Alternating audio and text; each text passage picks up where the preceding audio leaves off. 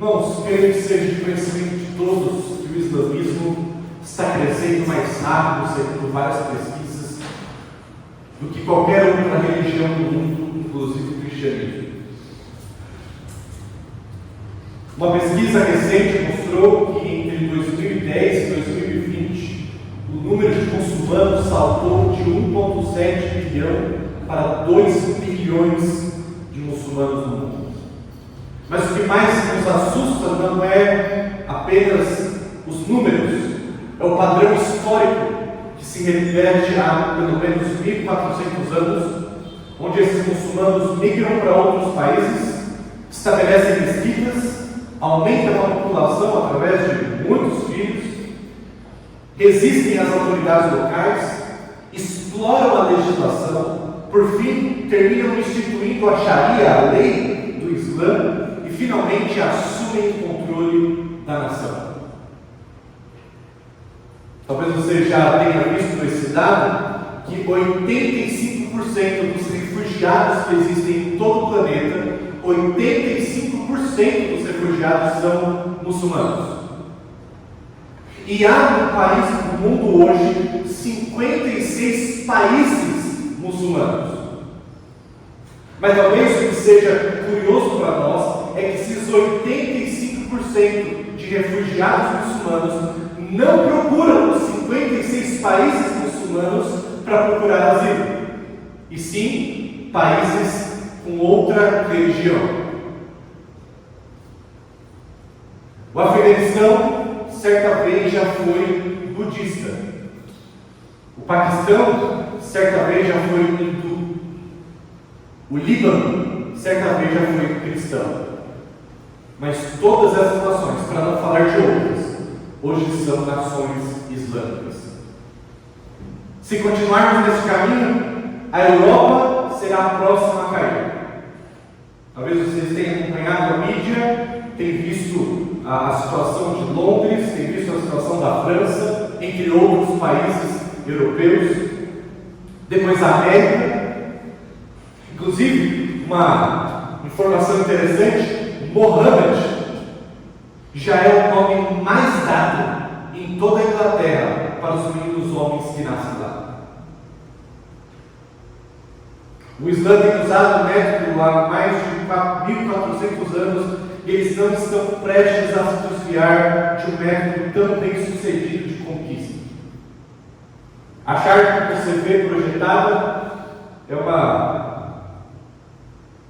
forma de ilustrar como tem sido esse movimento islâmico.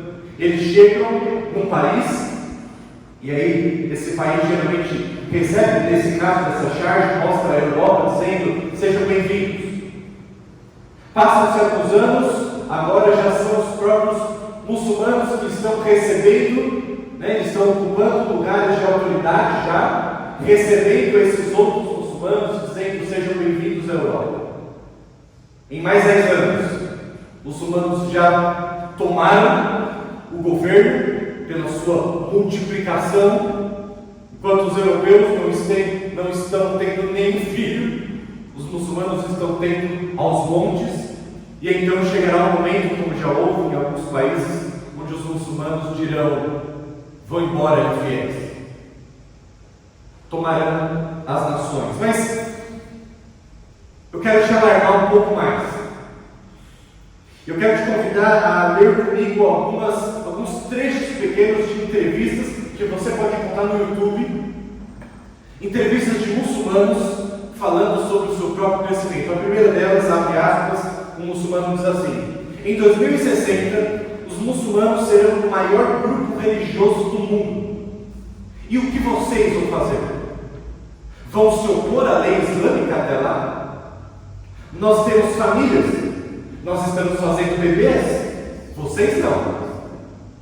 O seu povo está acabando. Um dia nós poderemos ter uma nação de maioria muçulmana aqui no Canadá, bem na sua cara. Nós iremos impor as nossas leis, vocês não terão opção.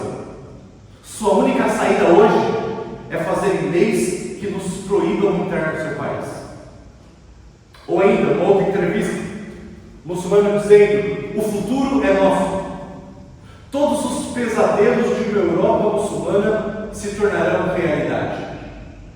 Podem ficar loucos, eu não ligo. A América também será muçulmana. A Rússia, o Islã entrará em todas as casas. Uma outra entrevista.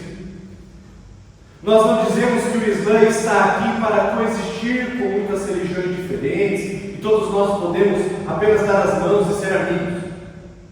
Essa religião foi enviada para dominar o mundo. Foi enviada para ser superior, para extinguir a luz de todas as outras religiões. Mas nós não temos vergonha de dizer isso. Essa religião foi enviada para dominar, para acabar com todas as outras religiões, fazer todas as pessoas aceitarem o Islã. E se isso requer luta para chegarmos lá, então faremos. Até aqui alguém poderia olhar para esses trechos de mensagens, de entrevistas, e poderia dizer: ah, pastor, pera lá, esses são os extremistas. Em toda religião há extremismo. Em toda ideologia há extremista. Você não pode usar apenas os extremistas para querer causar confusão. Esses são poucos, são os extremistas, ok? Então vamos ver o que o livro sagrado deles diz sobre isso, ok? Aí já não estamos falando de extremismo, estamos falando das palavras originais do Alcorão. Eu separei apenas algumas, tá bom? Tem muitos outros textos, mas eu separei apenas alguns para que os irmãos percebam. Sura 4, versículo 89 diz no Alcorão: não tomeis amigos dentre os descrentes até que emigrem para Deus. Se virarem as costas e se afastarem, capturai-os e matai-os onde quer que os acheis. E não tomeis nenhum deles por confidente ou aliado. Capturai-os, matai-os onde quer que os acheis. Ou ainda, Sura 8, versículo 39: e combatei-os até que não haja mais idolatria, e que a religião pertença exclusivamente a Deus, a religião islâmica. Matai os idólatras onde quer que os encontreis, e capturai-os, cercai-os, e usai de emboscadas contra eles.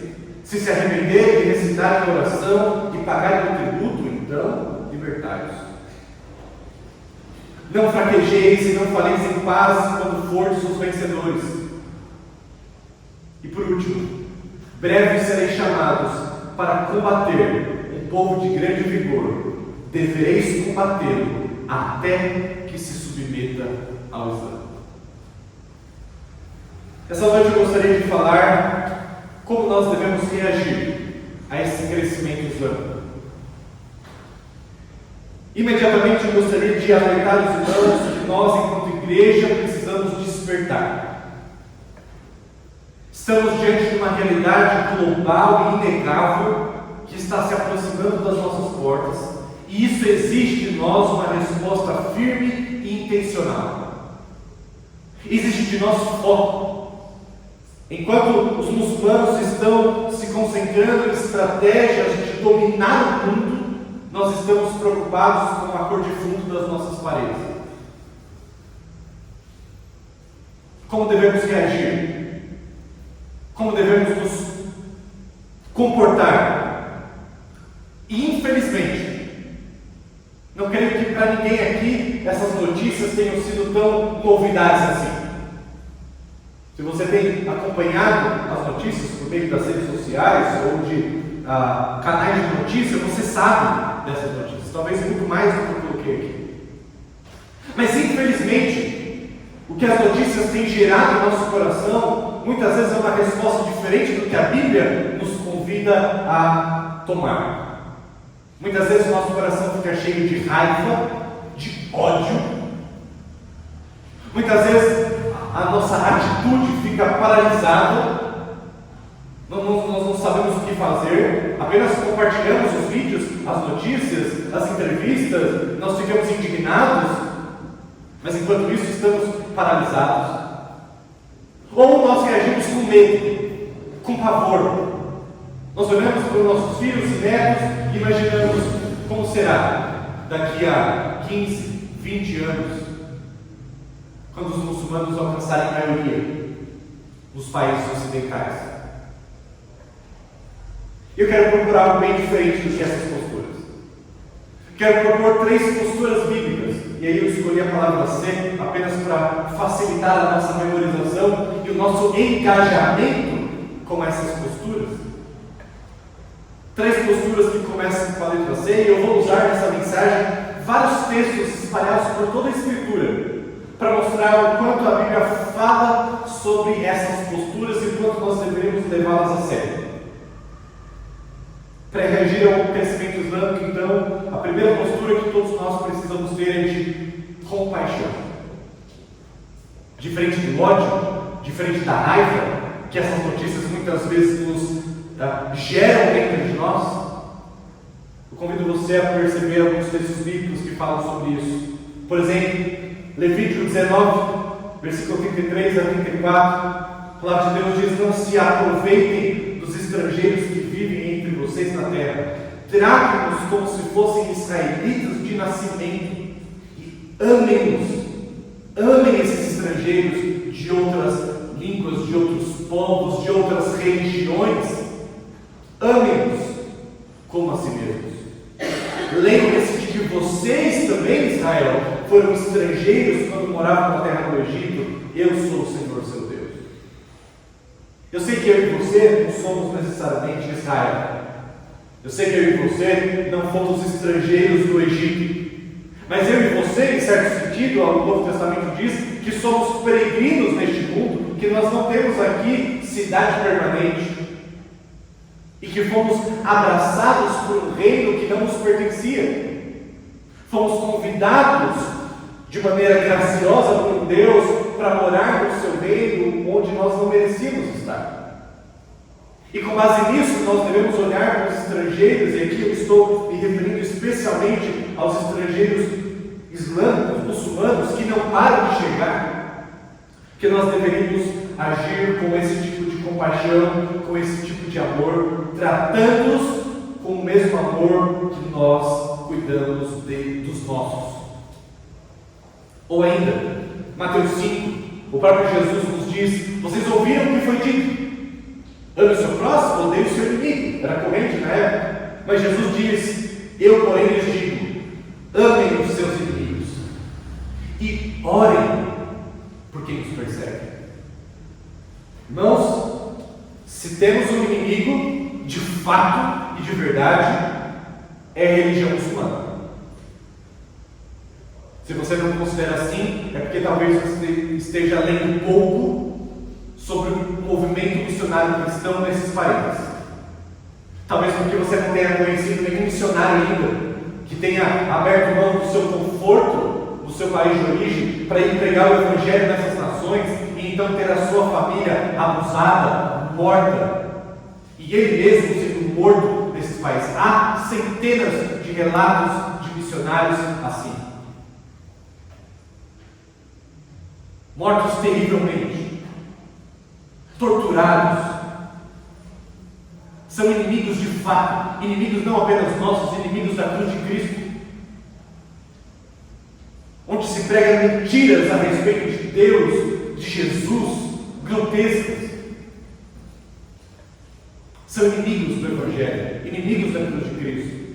São nossos inimigos, mas o texto diz, o próprio Jesus nos diz, daqueles que são inimigos antes de ser nossos, são inimigos dele. Ele diz: amem os seus inimigos e orem por aqueles que os perseguem, por aqueles que os matam, por aqueles que os aprisionam, por aqueles que os expulsam do seu país.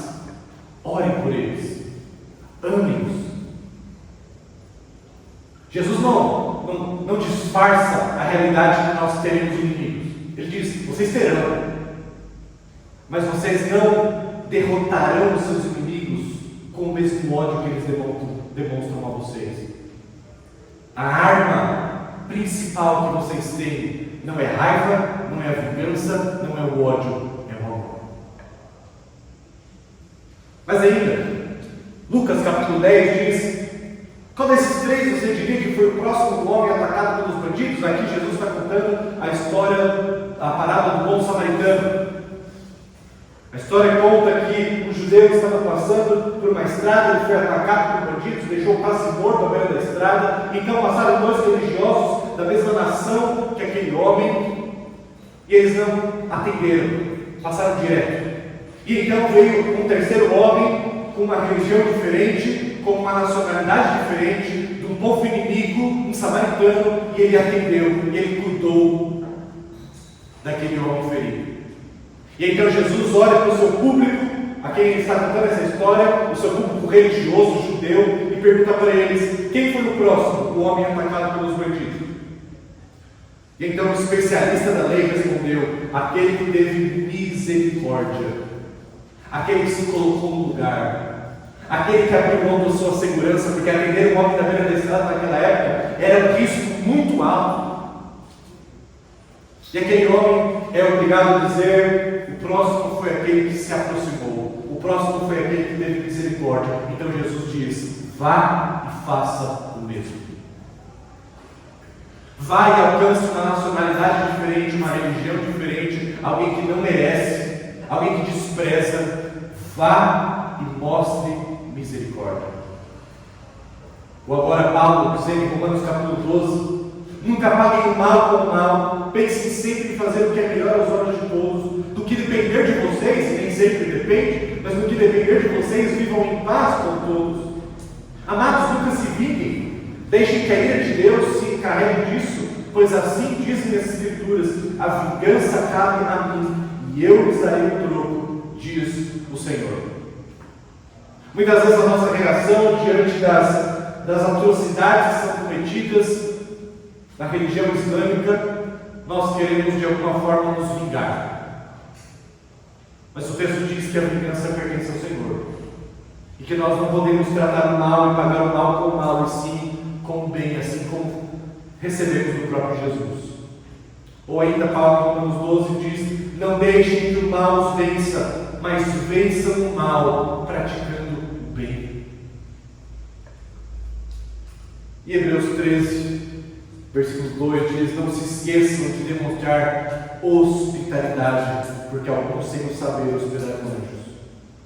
Deus tem enviado povos de diferentes lugares, de origem islâmica, diante das nossas portas. E nós temos uma oportunidade de demonstrar hospitalidade àqueles que não merecem, àqueles que têm motivações terríveis, talvez até para a própria migração até o nosso país. Mas o que a Bíblia nos ensina, de ponta a ponta, é tratar com amor, com compaixão, com graça, com hospitalidade. Nunca com vingança, nunca com ódio, nunca com amargura, nunca com violência, nunca com raiva. A primeira postura que a Bíblia então nos convida a ter diante desse crescimento islâmico é compaixão. Mas a segunda postura é crescimento. E aqui eu quero separar 3 áreas de crescimento que nós precisamos nos atentar. A primeira delas é o crescimento em influência. Não basta apenas crescer em número. Se nós não crescermos em influência, talvez a questão de números seja até descartável. Por exemplo, a Bíblia diz: vocês são o sal da terra, vocês são a luz do mundo. Ou seja, todo ambiente que é iluminado pela luz, ou toda carne que é salgada devidamente pelo sal, isso faz diferença. Um ambiente é influenciado pela luz, uma carne é influenciada pelo sal. E Deus nos chama, nos usa essas metáforas para dizer que nós deveríamos fazer diferença aonde Ele tem nos colocado. Nós deveríamos influenciar a cultura, nós deveríamos influenciar as leis, nós deveríamos influenciar as tradições, nós deveríamos influenciar a produção de filmes, de músicas. Nós deveríamos exercer a influência do Evangelho aonde Deus tem nos colocado no nosso trabalho, na nossa casa, no nosso lazer, na rua. E Ele diz: da mesma forma, suas boas obras devem brilhar, para que todos as vejam e ouvem o seu Pai que está no céu. Mais ainda, 1 Pedro 2, versículo 12 diz: procurem viver de maneira exemplar. Sabe por que eu estou dizendo isso? Porque não é novidade para os irmãos, né? Eu tenho 2 filhas que vieram do Afeganistão, quando chegaram muçulmanas, e elas ficavam algumas vezes,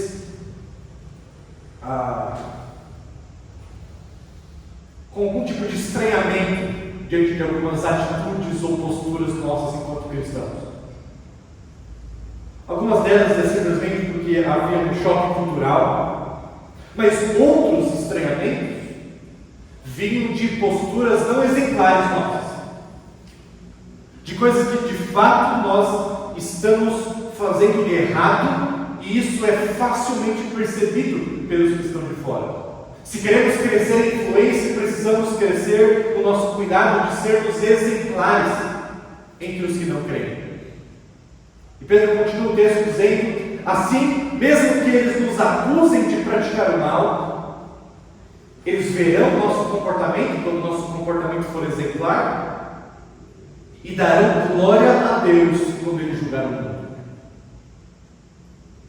Precisamos crescer em influência exemplar, positiva. Ou ainda, Filipenses 2 diz: levem uma vida pura e inculpável como filhos de Deus, brilhando como luzes resplandecentes no mundo cheio de gente corrompida e perversa. Nós precisamos aprender a brilhar como luzes no mundo em trevas. E assim nós cresceremos em influência. Mas não é apenas influência que precisamos crescer enquanto filhos. Sabe que os muçulmanos, uma frase comum que eles usam é: o ventre de nossas mulheres é a nossa maior arma.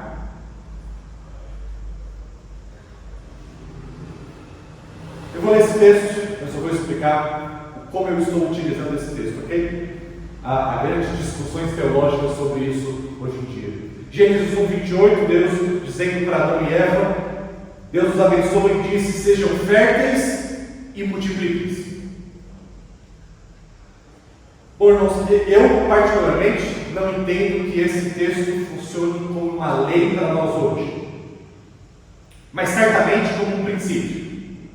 Eu digo isso porque um momento histórico que isso foi dito para Adão e Eva é um momento histórico absolutamente diferente do nosso. Essa lei foi aplicada também para Noé, num momento histórico singular. As duas vezes que isso apareceu, nós tínhamos Adão e Eva unicamente na terra, e depois Noé e sua família eram os únicos também na terra. Eles precisavam encher esse mundo que Deus fez para ser dominado por nós.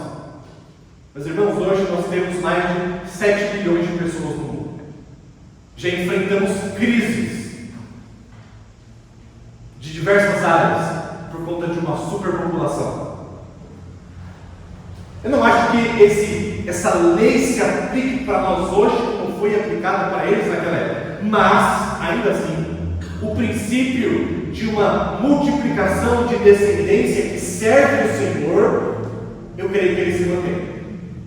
Estou dizendo isso porque alguns, com base nesse texto, dizem que os pais, marido e mulher, precisam ter quantos filhos quanto forem possíveis. Ter 10, 15, quanto Deus mandar. Eu não acho que esse texto está nos ordenando, colocando esse peso sobre nós. Agora, que deveria haver uma preocupação legítima de procurar uma multiplicação de descendência que serve o Senhor, isso sim. Isso é provado pelo texto de Salmo 127, versículo 3 a 5, que diz: os filhos são um presente do Senhor. E nós precisamos aprender a ver assim. Porque em nossa sociedade, filhos são um peso, filhos são um gasto. Mas a palavra do Senhor diz que filhos são um presente do Senhor e uma recompensa que Ele dá. Os filhos que o homem tem em sua juventude são como flechas na mão de um guerreiro. E feliz é o homem que tem uma aljava cheia dessas flechas, cheia desses filhos. Não será envergonhado quando enfrentar seus inimigos às portas da cidade. Sim, o texto diz: é feliz quem tem muitos filhos. Mas deixa eu fazer um parênteses aqui. Esse crescimento do qual eu tenho falado, que precisamos ter, ele não se dá apenas pela geração de filhos biológicos. Preste atenção nisso que eu estou falando.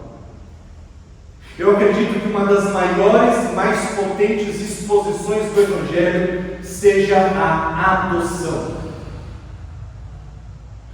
Nós, mais do que qualquer outra religião do planeta, temos uma motivação enorme para adotarmos. Porque nós fomos adotados pelo próprio Deus. Nós somos acolhidos na família de Deus. Nós que éramos alheios à família dele. E nós representamos o próprio Deus na maneira como nós adotamos aqueles que estão em lares terríveis, ou aqueles que talvez nem em lares estejam. Devemos olhar com particular cuidado para a adoção. Essa é uma das maneiras mais honradas de multiplicarmos em nossos dias. Não meramente colocarmos uma centena de filhos no mundo, mas preocuparmos com as crianças que já existem por aí, com os bebês, com aqueles que estão chegando à sua maioridade e não têm lar, e não foram educados por famílias cristãs, mas sim que estão sendo educados pela rua, estão sendo educados por, muitas vezes, famílias muçulmanas. Se nós queremos ter um crescimento numérico, nós precisamos atentar para a questão da adoção também. Mas para que essa multiplicação seja proveitosa e não apenas numerosa, nós precisamos lembrarmos da nossa responsabilidade enquanto pais. Por exemplo, Provérbios 22 diz: ensine os seus filhos. Não apenas tenha filhos, mas ensine os seus filhos no caminho certo, e mesmo quando envelhecerem, não se desviarão dele. É óbvio que não há uma garantia bíblica de que nossos filhos sejam de fato cristãos. Mas nós oraremos e nós educaremos nossos filhos para que o sejam. Desviar do caminho que nós ensinamos não é o padrão, não é o caminho natural. Pode acontecer. Esse texto aqui não é uma promessa. Esse texto aqui é um homem sábio que viveu muito e diz: o que eu vi na minha experiência é que quando você ensina o seu filho no caminho certo por muito tempo, a tendência é ele continuar no caminho. Claro que existem exceções, elas existem, mas o padrão é esse. E portanto, se nós queremos crescer, não apenas com números de filhos, sejam eles biológicos ou adotivos, nós precisamos crescer com qualidade, precisamos ensinar e educar os nossos filhos, para que eles sejam representantes do Senhor aonde Deus os colocar. Mas o terceiro e talvez o mais importante crescimento é o crescimento de conversão. Não adianta nada colocar filhos no mundo ou crescer em influência se nós não tivermos conversões. E isso, o texto de Atos 1:8 nos lembra quando diz: vocês receberão poder quando o Espírito Santo descer sobre vocês, isso é Jesus falando, e serão minhas testemunhas, serão os meus mártires, essa é a palavra do grego aqui para testemunhos, em toda a parte, tanto em Jerusalém, em toda a Judeia, Samaria, até os lugares mais distantes da terra. Irmãos, ao invés de temermos a presença de muçulmanos, o que esse texto nos parece convidar é enxergar isso como uma oportunidade missionária. Se no primeiro século Deus estava espalhando os cristãos por Jerusalém, Judeia, Samaria, e nós sabemos que pela dispersão os cristãos foram espalhados por todo mundo conhecido, hoje o caminho de Deus tem sido o inverso. Deus tem trazido as nações diante das nossas portas, seja por meio da internet, seja por meio de uma migração geográfica. Você consegue encontrar gente, quase toda a língua, de toda a cultura, de toda a religião, diante das nossas portas, caminhando um pouquinho, tendo um pouco de interesse. Deus está trazendo as nações até nós e dizendo que nós devemos ser testemunhas. Continuaremos então, irmãos, olhando para a grande imigração de muçulmanos com medo ou com intencionalidade? Continuaremos olhando para a grande imigração muçulmana como um empecilho ou como uma oportunidade? Deus tem trazido as nações diante de nós para sermos testemunhas. O 1 Pedro 3,15 diz: estejam sempre preparados para explicar qualquer um que perguntar a respeito da esperança que é em vocês. E a minha pergunta é: estamos preparados para isso? E como eu estou falando sobre o islamismo, estamos preparados para dar a razão da esperança que é em nós para os muçulmanos que estão ao ao nosso redor. Quando minhas filhas chegaram aqui, sabe algo que deixou elas surpresas? O quão pouco, para não dizer nada, nós sabíamos sobre a religião delas, sobre as crenças delas. A tal ponto que a gente vê a pequena Hannah, a irmã pequenininha delas, orando em nome de Jesus, e a gente ficava todo emocionado. Nós sabendo que eles creem em Jesus, não no Jesus bíblico, não no Jesus que é o próprio Deus, não no Jesus que morreu e ressuscitou, não nesse, mas uma espécie de Jesus. Mas não sabemos nada. E se não sabemos nada, se não temos esse interesse, como nós podemos estar prontos a dar a resposta da nossa esperança? Como saberemos confrontá-los? Temos esse interesse? Ou ainda, Romanos 10 diz: como poderão invocá-lo se não crerem nele? E como crerão nele se jamais tiverem ouvido a seu respeito? E como ouvirão a seu respeito se ninguém lhes falar? E como alguém falará se não for enviado? Por isso as Escrituras dizem: como são belos os pés dos mensageiros que trazem boas novas. Somos esses mensageiros? Graças a Deus, Deus tem movido essa igreja nessa direção. Eu louvo a Deus por essa igreja. Hoje temos uma plantação voltada para esse público, sendo ministrado aulas, sendo exemplificado na compaixão para com esse povo que precisa aprender o português, que precisa se inserir na sociedade. Estamos fazendo relacionamentos. Louvado seja Deus por essa igreja, na sua compreensão da sua missão. Lembra de Mateus 28? A última fala de Jesus antes de voltar aos céus, depois da sua ressurreição, dizendo: vão e façam discípulos de todas as nações. De todas as nações. Essa é a nossa obrigação. Ou ainda Mateus 24, 14, mais no sentido de promessa, e isso é importante para nós: as boas novas a respeito do reino serão anunciadas em todo o mundo, Jesus diz, para que todas as nações as ouçam. Então, e só então, virá o fim. Só então, depois que todas as nações tiverem ouvido a respeito das boas novas do reino, então o fim virá. Irmãos, além da compaixão e além do crescimento que deve ser em influência, em filhos, em conversões, tem uma terceira postura que Deus exige de nós em sua palavra. Precisamos de confiança. Não é com medo, não é com pavor, não é com ansiedade que nós devemos reagir ao crescimento islâmico. Eu quero mostrar alguns textos para isso. Salmo 2. Os reis da terra se preparam para a batalha. Os governantes conspiram juntos contra o Senhor e contra o seu ungido. Isso aqui não é exatamente aquilo que os muçulmanos têm feito? Mas olha o que Deus diz no versículo 4. Aquele que governa os céus ri. O Senhor zomba deles. Aqueles que se preparam para a batalha, que conspiram juntos contra o Senhor e contra Jesus Cristo, Deus dá risada. Deus zomba. Porque Deus está no controle. Nada foge dos seus bons propósitos. Daniel capítulo 2, versículo 21 diz: Deus muda o curso dos acontecimentos. Deus remove reis dos seus tronos e põe outros no lugar. Deus faz isso e fez isso em toda a história. Irmãos, se Deus estava no controle daquilo que estava acontecendo com Jesus naquela cruz, eu fiquei imaginando os discípulos olhando para aquilo e falando: é o fim do cristianismo. Agora que a gente achava que Jesus ia resolver os nossos problemas enquanto nação, agora Jesus está crucificado, acabou. Os planos de Deus foram frustrados. E na verdade tudo aquilo fazia parte do plano de Deus. O crescimento islâmico, irmãos, faz parte do plano de Deus. Isso não nos exime de nossa responsabilidade, ok? Isso não nos exime.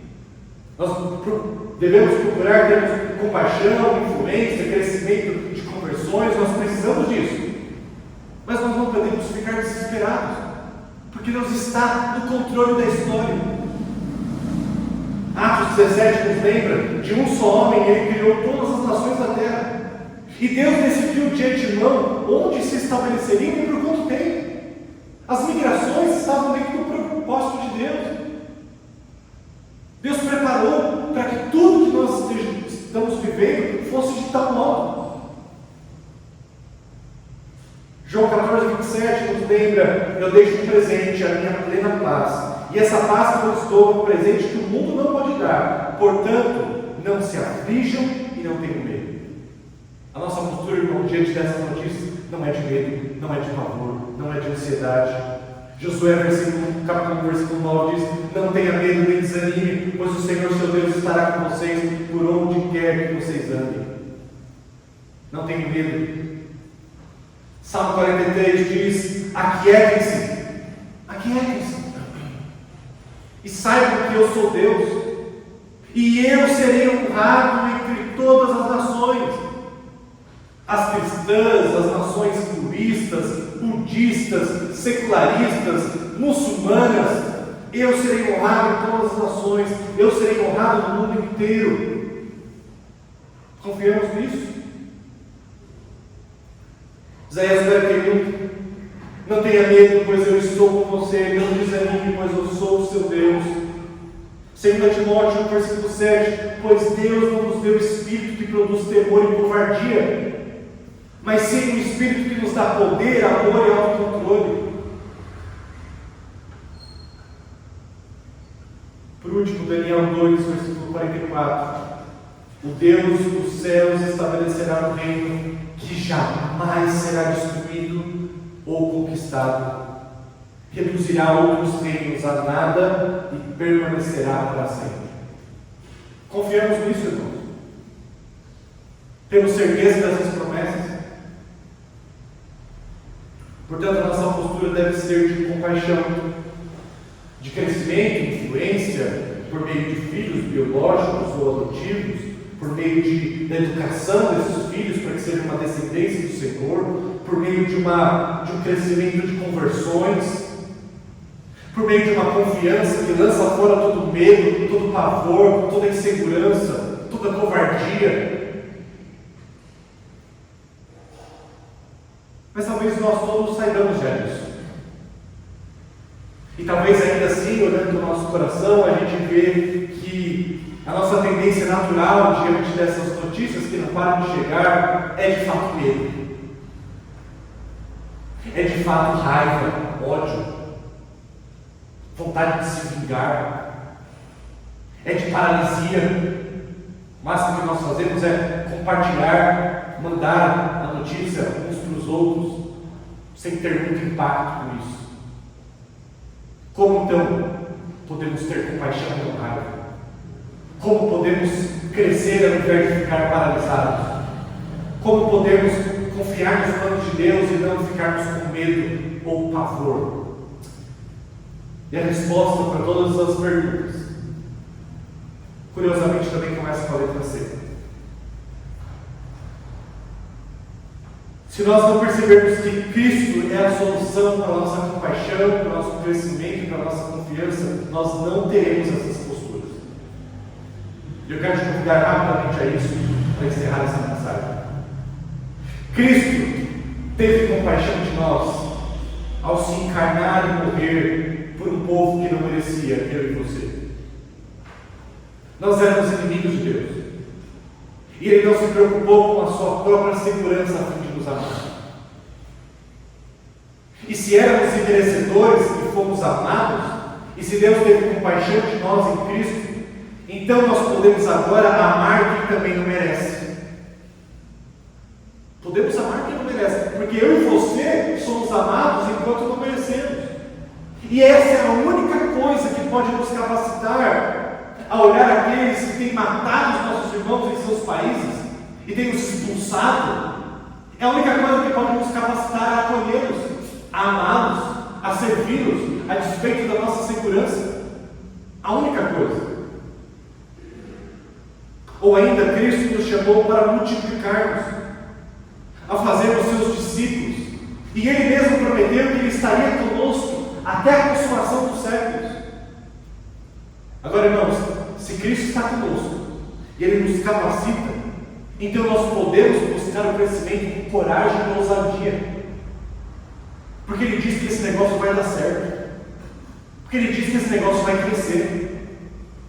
Então nós precisamos confiar e revestidos de coragem e ousadia, porque Jesus está conosco, nós devemos cumprir a nossa missão. Pararmos de ficar paralisados, apenas compartilhando informações, mas agindo. Em último lugar, Cristo nos chama a não termos medo, mas confiar no plano soberano de Deus, que jamais poderá ser frustrado. Como eu já disse, imagine aqueles discípulos no primeiro século olhando para Jesus crucificado. Quem imaginava que aqueles estavam nos planos de Deus?